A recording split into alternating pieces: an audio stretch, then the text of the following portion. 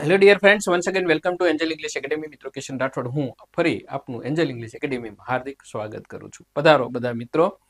ઇંગ્લિશમાં જેને જેને ખાસ તો પ્રોબ્લેમ છે, થોડા માર્ક્સથી રહી જાઓ છો મેરિટમાં, એ બધા મિત્રો આવી જાઓ.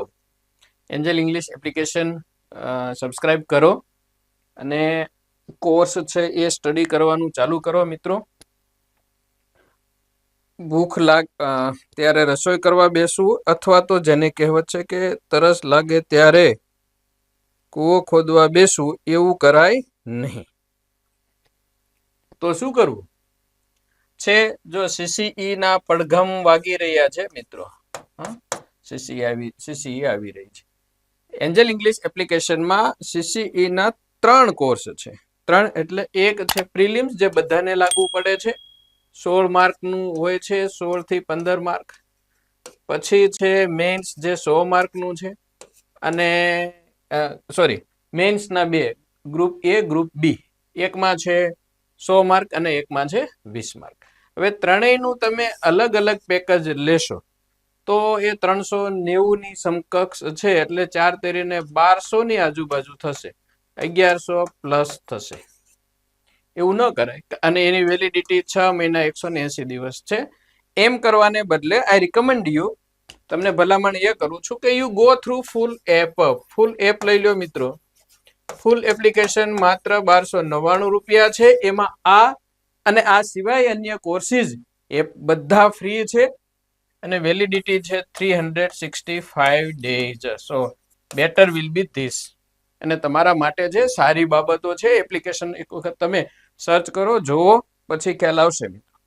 ઓકે, હવે આ જે પેપર સોલ્યુશન છે એ એક્ઝામ ડેટ છે 1/4/2024. તમે જોઈ લીધી. શિફ્ટ 2 12 થી 1. ઇંગ્લિશ ટોટલ હતું 16 માર્કનું, એમાં 12 ગ્રામરના છે અને 4 છે કોમ્પ્રિહેન્શન, એટલે કે પેરેગ્રાફ વાંચીને જવાબ આપો.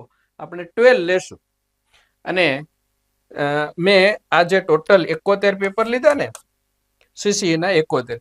એવરેજ 15 માર્ક્સ ગણો તો 15 થી 16 અંદાજિત 1100 જેટલા પ્રશ્નો ઇંગ્લિશના થાય છે. 1000 થી 1100 સમકક્ષ થાય છે, સમથિંગ થાય છે. હવે એમાં મેં એક આખું એનાલિસિસ આપ્યું છે કે કયા ટોપિકના કેટલા લીધા છે, મતલબ વન વર્ડના કેટલા છે, જમ્બલ્સના કેટલા છે, સિનોનિમ્સ, એન્ટોનિમ્સ, ટ્રાન્સલેશનના કેટલા છે, ટેન્સીસના, આર્ટિકલ્સના, જમ્બલ્ડના ખૂબ વધારે છે, એટલે કે આડાવડા પેરેગ્રાફ હોય ને ગોઠવવાના. એની એક આપણે આખી સિરીઝ ABCD અથવા તો PQRS એ શરૂ કરવા જઈ રહ્યા છીએ. એમાં એવી ટીપનો અભ્યાસ કરીશું. જાજી બધી પ્રેક્ટિસ હશે તો એ આવડશે તમને. ડાયરેક્ટ નજર સામે આવશે તો ખ્યાલ નહીં આવે. જોઈએ આપણે આ પેપરમાં પણ હું તમને એની ટીપ આપતો જાઉં છું મિત્રો. અભ્યાસ કરતા રહ્યો. ચાલો જોઈ લઈએ ફટાફટ. ક્વેશ્ચન નંબર પહેલામાં આવી જ જઈએ. હા, આમાં જવાબ લઈ લીધો. 2 one word, 2 jumble, 2 synonyms, 2 translation, 2 પ્રીપોઝિશન્સ અને એક આર્ટિકલ અને ટેન્સનો. ચાલો ક્વેશ્ચન નંબર ફર્સ્ટ. હવે જ્યારે ઘણી ટીપ છે, તમારે કઈ વસ્તુઓ ધ્યાનમાં રાખવાની છે. ટીપ નંબર 1 શું? ટીપ નંબર 1, ડોન્ટ રીડ સૂચના. સૂચના ન વાંચો. આવી જ્યારે ખાલી જગ્યા હોય ત્યારે. ક્યાં ખાલી જગ્યા હોય ત્યારે. અને ખાલી જગ્યા જોઈને જ ખબર પડી જાય કે આ કાળની છે, સૂચનાની જરૂર નથી. એક. બીજું, વન વર્ડ હોય ત્યારે. એક બીજું જોઈ લ્યો, આપણે આ PQRS હોય અથવા તો ABCD ગોઠવવાની હોય ત્યારે કઈ જરૂર નથી. એમાં સૂચનાની ક્યાં જરૂર છે? એમાં લખેલું છે કે નીચે 4 આડાઅવળા પાર્ટ્સ આપેલા છે, એને લોજિકલ ક્રમમાં ગોઠવવાના છે. કઈ ઇલોજિકલ ક્રમમાં ગોઠવવાનું એવું તો ક્યારે પૂછાવાનું, એટલે સિમ્પલ વસ્તુ છે. આમાં છે ખાલી જગ્યા છે. દાખલા તરીકે આ તમે જોઈ. હવે જોન્સ ફાધર, વેન આપેલું છે, વેન પછી વેન્ટ છે એટલે ભૂતકાળ છે, તો ભૂતકાળ સાથે ભૂતકાળ જ વપરાય, એટલે paints, is painting, will be painting. ખોટું. C is the correct answer. હવે આની જગ્યાએ તમારે સૂચના વાંચવી પડે ક્યારે? આટલું જ હોય કે જોન્સ ફાધર ખાલી જગ્યા ધ ગેટ, ખાલી આટલું જ લખેલું છે. તો John's father paints the gate, is painting, was painting ને વિલ બી પેઇન્ટિંગ બધા આવે તો સૂચનામાં જાઓ. કે કંઈક એવું કીધું છે અલગથી, તો લખ્યું છે કે પાસ્ટ ટેન્સ. એકથી વધારે જવાબ આવવાની સંભાવના હોય તો સૂચના વાંચવી જરૂરી છે કે શું કીધું છે ને શું નથી કરવાનું એ કીધું છે એ. Otherwise you don't need. આવી આમ કરી અને માની લ્યો કે ઇંગ્લિશના 16 થી 17 પ્રશ્નો છે, ઘણામાં 20 પણ છે, તો તમારી ટોટલ સૂચના વાંચવામાં 2 થી 2.5 સેકન્ડ જાય છે. એ 2.5 સેકન્ડ તમે 2-2.5 સેકન્ડ બચાવો છો તો રિઝલ્ટ સરેરાશ એ આવે છે કે તમારી 40 સેકન્ડ બચે છે, જેનો તમે બીજે યુટિલાઇઝ કરી શકો છો. આવી પુષ્કળ પ્રેક્ટિસ કરવી જોઈએ આવા પેપર સોલ્વ કરવાની. તમને ખબર પડે કે where and how you can save the time. Clear? પાલન કરો મિત્રો, you will get the result. ચાલો નેક્સ્ટ. હવે જોયું કે અહીંયા જે ફેમિલી ઓફ યંગ એનિમલ્સ અને નીચે 4 વિકલ્પો આપેલા છે. વન વર્ડનો છે, સીધો હિસાબ છે, તો શા માટે સૂચના વાંચવી. હવે વન વર્ડ તમારે કેમ તૈયાર કરવાના? મિત્રો, જ્યારે વન વર્ડ પૂછાય, શબ્દ સમૂહ માટે એક શબ્દ પૂછાય, તો એ વન વર્ડ છે, સિનોનિમ છે, એન્ટોનિમ છે, પછી ગ્રાફી વાળા શબ્દો છે, જીઓગ્રાફી વગેરે, પછી લોજી વાળા શબ્દો છે, આઈએસટી વાળા શબ્દ છે, કિલિંગ વર્ડ છે, એ એવી રીતે તૈયાર કરવાના કે 4 વિકલ્પો ન આપેલા હોય તો પણ તમને આવડે. જેમ કે family of young animals. Family કોને કહેવાય? બધા એક જ જાતિના હોય એને ફેમિલી કહેવાય. તો એક જ જાતિના હોય, એક જ વંશના હોય, એના માટે ઇંગ્લિશમાં શબ્દ છે બ્રૂડ, એક વંશ વેલો. બાકીના જે 4 છે એ સમૂહ માટેના જ છે, પરંતુ કોના માટેના છે? એનો એમએડી નોમેટ, એ છે જે વિચરતી, રખડતી, ભટકતી જાતિ હોય એના માટેના છે. વિચરતી જાતિ માટેના. કારવાન છે, આપણે હિન્દી સિનેમામાં ઘણી વખત સાંભળીએ કારવા ઉપડ્યો. કારવા એટલે લોકોનો સમૂહ એક સાથે કોઈક જગ્યાએ ટ્રાવેલિંગ કરતો હોઈએ. હર્ડ એટલે તો ઘણી વખત પૂછ્યું છે પ્રાણીઓનું ટોળું. જો પછી એમાં જે પાળેલા પ્રાણીઓ હોય એ ટોળું હોય તો એના માટે હર્ડ વપરાય. બધા મિક્સ એનિમલ્સ હોય તોય હર્ડ કહેવાય, પરંતુ પ્રાણીઓનું ટોળું હોય એને ડોમેસ્ટિક એનિમલ્સ, ખાસ કરીને પાળેલા પશુ પ્રાણી. એને કોઈક વ્યક્તિ હકારીને જાતો હોય, દોરીને જાતો હોય, હી અને એક સમૂહમાં એક વ્યવસ્થિત રીતે આખા ગ્રુપમાં જતું હોય તો એને પાછું DROVE, ડ્રોવ કહેવાય. તો આવી નાની નાની બાબતોને ધ્યાનમાં રાખવાની સિમ્પલ વસ્તુ છે મિત્રો. ચાલો નેક્સ્ટ. પૂછાયેલો છે 66 ઇંગ્લિશ MCQs બુકમાં, અને ક્યાં પૂછાયેલો છે? UG VCL 2020માં. ઓકે, આપણી બુક 21માં આવેલી. એક બીજી વસ્તુ હમણાં આજે જાણવા મળી મને, મારા સ્ટાફ મેમ્બરે કીધું, જે ટેલિસેલ્સ બેકએન્ડનું જે કામ કરે છે, કે સર આજે એક ભાઈનો કોલ હતો, સામેથી હતો, CCE માટે. એમણે એવું કીધું કે કોઈક એકેડેમીનો કોર્સ લીધેલો છે, વેબ સંકુલ છે, જ્ઞાન લાઈવ છે, કે પછી આઈસનો છે, કોકનો છે, એમનું મને નામ એક્ઝેક્ટ ખ્યાલ નથી. વેલ વિશર જેમણે બી આ ઉલ્લેખ કર્યો છે, મેન્શન કર્યો છે, અને હું ખરેખર દિલથી આભાર માનું છું. એમણે એવું કીધું કે સર જ્યારે ઇંગ્લિશ લે છે ત્યારે રિકમેન્ડ કરે છે શરૂઆતમાં, એન્ડમાં, કે પ્રેક્ટિસ માટે એન્જલની 66 ઇંગ્લિશ MCQs બુકનો ઉપયોગ કરો. તો મારા માટે ખરેખર આઈ ફીલ ગૌરવ ફીલ કરું છું, ગદગદ ફીલ કરું છું કે આજે આટલા જે કક્ષાના લોકો છે એ પણ એવું કહે છે કે સાહેબ આમાંથી સ્ટુડન્ટ્સને કહે છે કે તમે આ કરો. તો ધેટ્સ ઇટ. અમે મહેનત તો કરી છે, અમે અમારા ગુણગાન ગાઈએ, એના કરતાં બેટર છે કે let somebody speak on behalf of us. બરાબર? તો બુક મંગાવી લેજો. ચાલો નેક્સ્ટ ક્વેશ્ચન છે કે ABCD વાળો આવ્યો. શા માટે સૂચના વાંચીને સમય બરબાદ કરવો? આપણે સીધા આવી જઈએ. બરાબર? જ્યારે ABCD 4 વિકલ્પોને જોડવાની વાત આવે છે ત્યારે ટીપ 1 કઈ છે? ટીપ 1 એટલે સ્ટાર્ટિંગ વર્ડ, શરૂઆતનો શબ્દ. Tip 2, tip 1, tip 2 ending word. અને ટીપ 3 સ્ટાર્ટિંગ પ્લસ એન્ડિંગ નું કોમ્બિનેશન, એન્ડિંગ નું શું કોમ્બિનેશન થાય છે, કોમ્બિને એટલે કે એના પછી એ શબ્દ આવી શકે એવી સંભાવના છે એ, અને સાથે સાથે વિકલ્પો પણ જોવાના. સંયુક્ત છે પેલું વસ્તુ એ કોમ્બિનેશન થાય છે કે નહીં. આવું ક્યારે? થોડાક લાંબા લાંબા વાક્યો નહીં, ફ્રેઝીસ આપેલા હોય, જેમ કે આપેલું છે એ થોડુંક લાંબુ છે એટલા માટે. બીજું એ જોવાનું કે નામ સર્વનામ, નામ સર્વનામ, સર્વનામ એટલે કયા શબ્દો? હી, સી, ઈટ અને ધે. હી, સી, ઈટ અને ધે, અને એના માટે વપરાતા બધા હી, હિમ, હીઝ વગેરે, સી, હર, હર્સ વગેરે, ઈટ, ઈટ્સ વગેરે, ધે, ધેમ, ધેર વગેરે, જે લાગુ પડતું હોય તે. તો જે નામ છે એ પહેલા આવે અને પછી સર્વનામ વપરાય. આ બાબતો કોમન છે, બધાને લાગુ પડશે. હવે જોઈ લઈએ આપણે કે કાં તો એ થી શરૂ થાય, કાં ડી થી ને કાં સી થી. આપણે પહેલો શબ્દ, પહેલું જ વાક્ય જોઈએ કે in the world and its forest stretches, આગળ વધે છે. તો અહીંયા ઇટ્સ આપેલું છે, ઇફ સર્વનામ છે એટલે એ આગળ ન આવે, મતલબ એબીસીડી વાળું પહેલું છે તો ગયું. પછી હવે કાં ડી થી શરૂ થાય ને કાં સી થી શરૂ થાય એ નક્કી છે, કાં ડી થી અને કાં સી થી આપેલા વિકલ્પો મુજબ. તો ડી માં જોવો તો from Atlantic ocean in the east to the tree, અને સી માં Amazonia is the largest river basin. બંનેથી થઈ શકે એવી સંભાવના છે, કારણ કે એમેઝોનિયા એ પણ નામ છે, એટલાન્ટિક ઓશન એ પણ નામ છે. આપણે પહેલેથી ચલાવીએ. બીજું જો અહીંયા એક ધ્યાનમાં આવે, જો વાંચી નાખો ક્યારેક, તો ઇન ધ ઈસ્ટ, અને બીજા વાક્યમાં છે ઇન ધ વેસ્ટ. તો જનરલી તમે માર્ક કર્યું છે કે વેસ્ટ હંમેશા આગળ હોય ને પછી, સોરી, ઈસ્ટ આગળ હોય ને પછી વેસ્ટ હોય હંમેશા, બરાબર? ઈસ્ટ વેસ્ટ એવું આપણે કહીએ છીએ.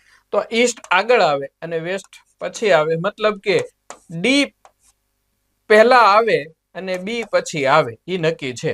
ઓકે, ડી પહેલા આવે અને બી પછી આવે. જો કે બધામાં એવું છે, ડી આગળ આવતું હોય ને બી પાછળ. આપણે પેલું જોઈએ હવે, બી વાળું. From the Atlantic ocean in the east to the tree line of the Andes in the west in the world. નહીં, એ નો સેટ થયું ને, કારણ કે ઇટ્સ શબ્દ કોની સાથે સેટ કરવો? નહીં થાય. એમેઝોનિયા થી લઈએ તો નહીં, બી વાળું લઈએ, બી એટલે કે સી ઓપ્શન, ડીબી.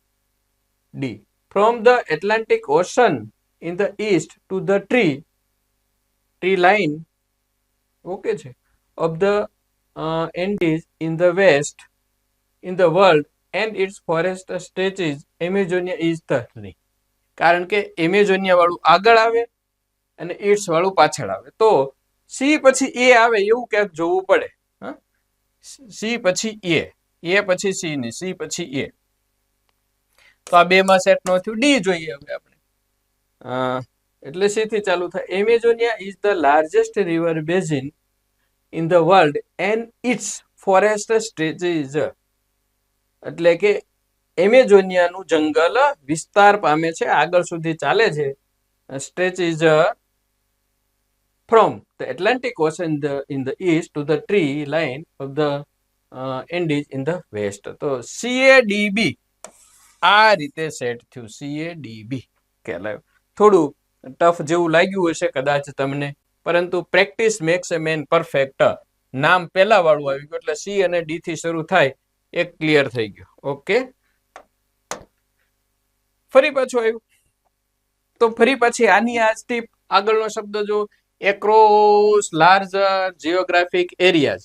ઓકે, અને એના અંતમાં છે એન્ડ. એન્ડ થી કોઈ વાક્ય ક્યારેય પૂરું થાય નહીં, એટલે એ એન્ડમાં આવે એવો ઓપ્શન ગયો. એક વસ્તુ નક્કી થઈ ગઈ કે બી છેલ્લે આવવાનું છે. ઓકે, બી ને એક બાજુ રાખી દો. કાં ડી થી શરૂ થાય ને કાં એ થી શરૂ થાય. આપણે ડી થી કરીએ શરૂ. As wildfires burn more frequently and intensely. બરાબર છે, એજ આ રીતે થાય છે. વાઇલ્ડફાયર્સ બહુવચન છે, બહુવચન, અને બર્ન એ એનું વર્બ છે, એટલે કે કર્તા અને ક્રિયાપદ. આ વસ્તુ તો પહેલા ધ્યાનમાં રાખવાની જ છે, કર્તા ક્રિયાપદ તો હંમેશા સાથે જ આવવાના છે, મતલબ આગળ જ આવવાના છે. As wild fires burn more frequently and intensely, પછી સી લેવું એ જોવાનું છે. Intensely across larger geographic areas and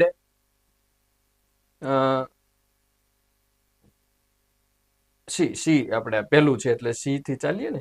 as wild fire burn more frequently and intensely longer seasons, નહીં જો અહીંથી ઇન્ટેન્સલી પછી લોંગર સિઝન્સ, લાંબી ઋતુઓ, એ આગળ આવેલા કોઈ પણ નામ પછી વધારો કરે છે, કોઈ પણ નામ પછી, એટલે સી સેટ ન થાય તો એ સેટ કરીએ આપણે.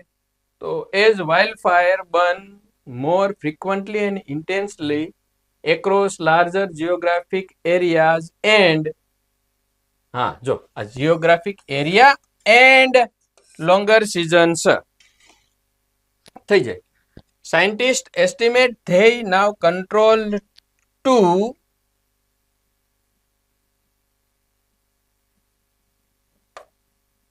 the extinction risk of at least 1660 animal species worldwide. થાય છે ખ્યાલ આવ્યો? DACB ફરીથી જુઓ. As wild fire burn more frequently and intensely across, કઈ જગ્યાએ આ થાય છે? ક્યાં? Geographic areas and longer seasons, તો વિસ્તારમાં અને સિઝન્સમાં. એડિંગ જ્યારે તમારી સામે કોમા આવે છે, બીજું આપણે ડી એન્ડમાં નથી આવતો એ જોઈ લીધું. કન્ટ્રીબ્યુટ ટુ સી એન્ડમાં નો આવે કારણ કે ટુ થી વાક્ય પૂરું ન થાય. એન્ડમાં બી આવે એ તો નક્કી થઈ ગયું હતું. પ્રેક્ટિસ મેક્સ અ મેન પરફેક્ટ. મિત્રો પુષ્કળ પ્રેક્ટિસની જરૂર છે આવા વાક્યોમાં. ચાલો નેક્સ્ટ. સિનોનિમ અને સસ્પિશિયસ, આટલું જ જોવો. સસ્પિશિયસ શંકાશીલ. હવે સિનોનિમ્સ, વન વર્ડ, એન્ટોનિમ, આ બધામાં બે સલાહ હોય છે. એક તો બધાનો અર્થ સમજ્યા વગર ગોખી મારો, અને બીજું અર્થ સાથે યાદ રાખો. હું આ પેલું ક્યારેય રિકમેન્ડ કરતો નથી, ગોખી મારો. એ અર્થ સાથે યાદ રાખો તો એ બધી જગ્યાએ તમને મેન્સમાં પણ કામ લાગશે. તો સસ્પિશિયસ એટલે શંકાશીલ થાય. હવે અનડિનાયેબલ, જેને આપણે ડિનાય ન કરી શકીએ તેવું. ડિનાય એટલે ના પાડવી, અને એના ઉપરથી ડિનાયેબલ વિશેષણ છે, ના પાડી શકાય તેવું, અને અનડિનાયેબલ ના પાડી શકાય તેવું અનિવાર્ય. ડાઉટફુલ શંકાશીલ, તો B is the correct answer. Sure, certain, એ તો આવડે એવા. ચોક્કસ, સર્ટેન, શ્યોર. ઓકે, ચાલો નેક્સ્ટ. ફરી પાછો વન વર્ડ માટે શબ્દ છે મિત્રો, તો સૂચના વાંચવાની કોઈ જરૂર નથી. અહીંયા જો a person who is unable to pay his debts, એટલે જે વ્યક્તિ પોતાનું દેણું ચૂકવવા અસમર્થ હોય તેવો. દેણાદાર, બરાબર. દેણું કે લેણું, એના ઉપર કેટલું દેણું છે, કેટલું લેણું છે વગેરે, પૈસા ટૂંકમાં. તો ટાઇકૂન એટલે જે બિઝનેસમેન છે મોટા, એમના માટે વપરાતો શબ્દ. અફ્લુઅન્ટ એટલે રીચ, શું કહેવાય આપણે, ધનવાન હોય એના માટે વપરાતો શબ્દ છે. અપ્યુલન્ટ એટલે તો કોઈ પણ વસ્તુ હ્યુજ, વિશાળ, વાસ્ટ હોય એના માટે. એનો મતલબ એવો કે આ ત્રણેય છે ને એ કોઈ મોટા માટે વપરાયેલો છે, જેને ઇનસોલ્વન્ટ, નાદાર. ગુજરાતીમાં એના માટે શબ્દ છે નાદાર. So this is the answer. નાદાર ઇઝ ધ આન્સર. પૂછાયેલા છે, આવતા રહ્યા છે. જો છે બુકમાં પાછા આપેલા છે. 16માં પૂછેલું છે, જીપીએસસી માં, પછી MGVSL 2020માં પૂછેલું છે. A person who has no money to pay off his debts, એવી રીતે પૂછ્યું છે. અને one who is unable to pay his debts, એવી રીતે પૂછ્યું. થોડાક ફેરફારો હોઈ શકે, but they keep on being asked, પૂછાતા રહે છે. ચાલો 7મું ટ્રાન્સલેશન છે. આ લાંબુ ન વાંચો, સીધા મુદ્દા ઉપર આવી જાઓ. How many times A day do you ઈટ? જ્યારે તમને ભાષાંતર પૂછાય ત્યારે નિયરેસ્ટ લેવાનું, નિયરેસ્ટ કરીને જ આવવાનું મિત્રો. ઈ ઓપ્શન ચૂઝ ન કરવો ભાષાંતરમાં ક્યારેય. વધીને કેન્સલ થાય તોય તમને માર્ક મળી શકે, બે વિકલ્પો આવે તો પણ મળી શકે. ઓકે, ક્યાં ખબર પડશે આવા વાક્યોમાં? ડુ યુ ઈટ કયા કાળનું છે? સાદો વર્તમાન કાળ છે. મારી એક વિડીયોની સિરીઝ છે ટેન્સની, બેસ્ટ સિરીઝ છે. તમે જોશો એટલે તમને ગમશે કે એની અંદર મેં ગુજરાતીમાં વાક્યના છેડે કયા શબ્દો કેવી રીતના સેટ હોય તો એ કયો કાળ બને એમ. દાખલા તરીકે ખાતા, તો ખાતા ઉપરથી કોઈ કાળ ન બને. ખાતા તા તો ભૂતકાળ, ખાતા નથી તો સાદો વર્તમાન કાળ નકાળ. અહીંયા જો જમ્યા છો તો જમવાની ક્રિયા પૂરી થઈ ગયા, પૂર્ણ વર્તમાન આવે. એમાં આવશે હેવ યુ ઈટન. જમવું જોઈએ તો એમાં તમારે જમવું જોઈએ તો શુડ યુ ઈટ આવશે. એમાં જમો છો તો એમાં ડુ યુ ઈટ. અને જમવું છે આ પૂછવા માટે, ઈચ્છા જાણવા માટે છે, તો એમાં do you want to eat. Right. So this is the method. Correct કયું બન્યું? સાદો વર્તમાન કાળ છે. ચાલો આઠમું. અરે જવાબ આવી ગયો. ફરી પછી આપણે આ સૂચના કે select the most appropriate preposition from the given options to fill in the blanks for the given sentence. આવું શા માટે કેવું? ફિલ ઇન ધ ગેપ એટલું જ આપી દો ને, અને ખબર જ છે વિથ એટ ફ્રોમ ને ઓફ એ પ્રિપોઝિશન્સ જ છે મિત્રો. એ તમે કોની સાથે કામ કરી રહ્યા છો? આઈ એમ વર્કિંગ વિથ હિમ. હું તેની સાથે કામ કરી રહ્યો છું. તો જ્યારે કોઈ વ્યક્તિની સાથે કામ કરવાની વાત આવે, ટુ વર્ક આવે, ત્યારે હંમેશા એ વર્ક માટે વિથ વપરાય.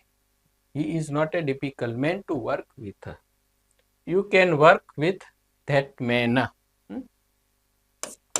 બસ આને ફિક્સ્ડ પ્રિપોઝિશન કહેવાય. I don't have a pen to write with. I don't have a pen to write. મારી પાસે લખવા માટે પેન નથી, તો વિથ પેન થી લખવાનું હોય. ઇંક હોય તો ઇન વપરાય. રાઈટ. વાક્યના છેડે હોઈ શકે, ડઝન્ટ મેટર. ચાલો 9 ફટાફટ.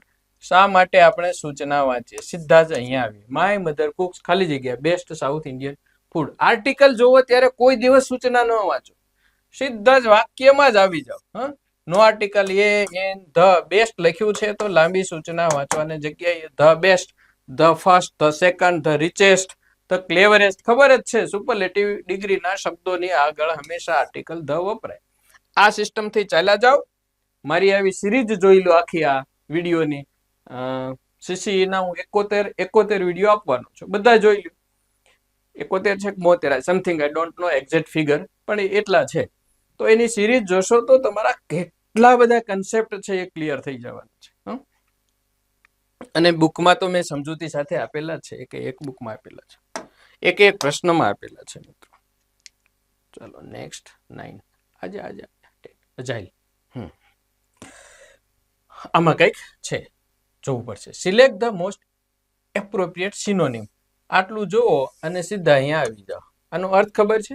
અજાઇલ, ઓકવર્ડ, રિજિડ, ગ્રેસફુલ, ક્લમસી વગેરેના. આમાંથી 3 શબ્દો એવા છે કે જે એકબીજાને મળતા આવે છે, એક અલગ પડે છે. જોઈએ. Agile, he is an agile person, he is a keen person. શું કહી શકાય? ચપ્પલ, ક્લેવર, એકદમ પરફેક્ટ વ્યક્તિ હોય એવો. ઓકવર્ડ એટલે આમ બરાબર ન હોય એવું, નોટ ઓકે. ઓકવર્ડ બે રીતે. ખાસ તો ઓકવર્ડ કોના માટે વપરાય છે? લુકવાઇઝ જે સારું ન હોય તે ઓકવર્ડ. પછી રિજિડ એટલે બટકણું, સુધારી. ગ્રેસફુલ સુંદર, દેખાવડું. ઓકે. અને ક્લમઝી એટલે બેઢંગુ આકાર વગરનું. તો અહીંયા અજાયલ, ચપળ, કીન વગેરે માટે આપણે સુંદર, દેખાવડું, એના જેવું, સારું, એવા ઘણા બધા અર્થ છે.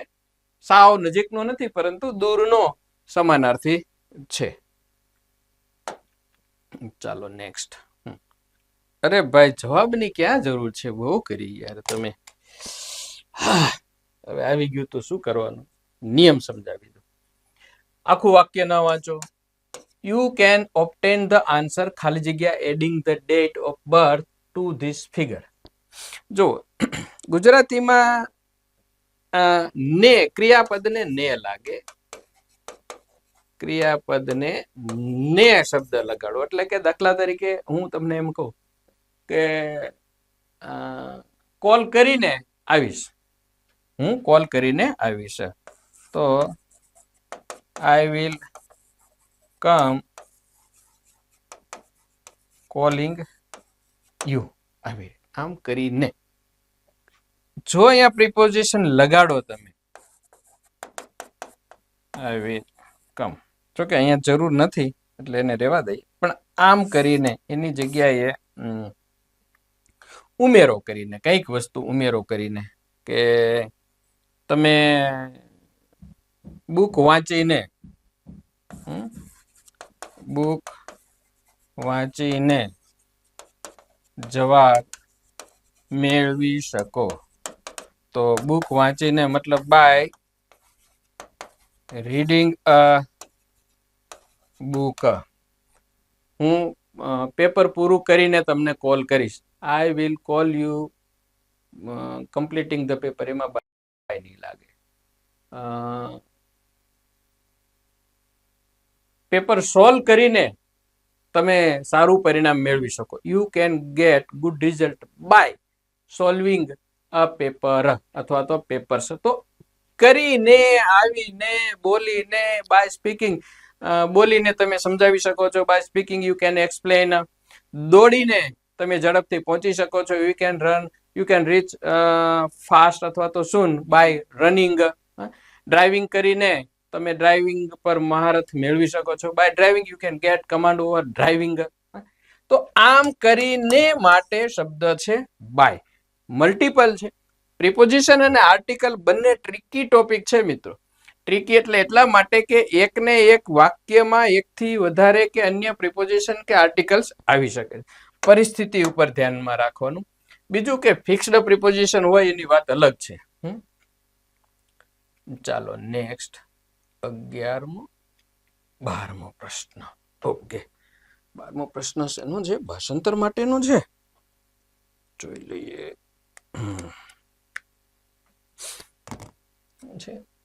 વાક્યનો સાચો અંગ્રેજી અનુવાદ કરો.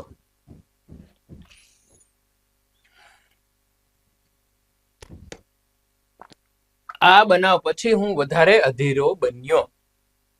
હું એનું ઇંગ્લિશ લખી દઉં તમને. આ બનાવ પછી, આફ્ટર ધીસ ઇન્સિડન્ટ, હું વધારે અધીરો બન્યો.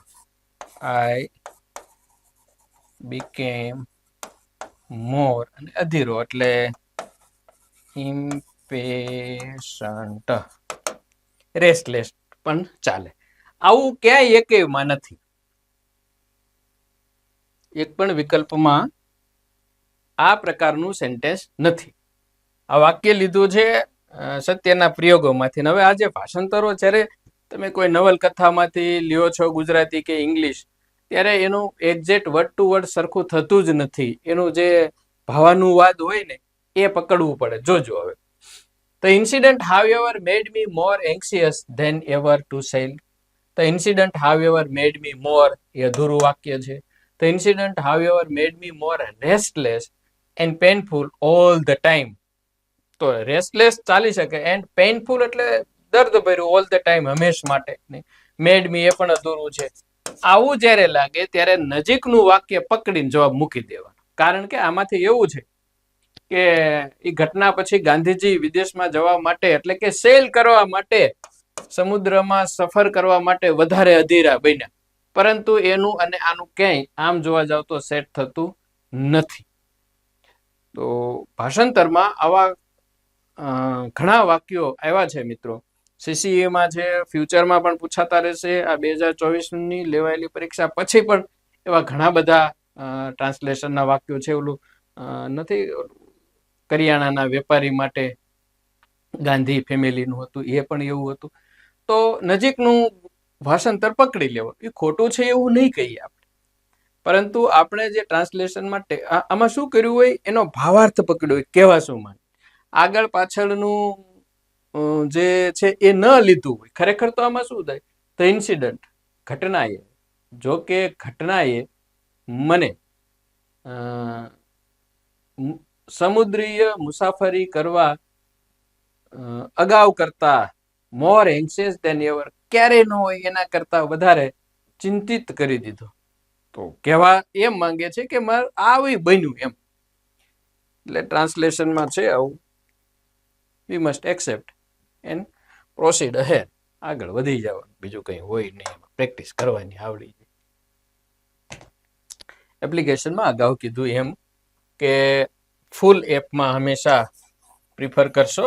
ફૂલ એપ એક વસ્તુ, બીજું કે કોમ્પ્રિહેન્શન 4 માર્ક છે. Read the passage and give in another video.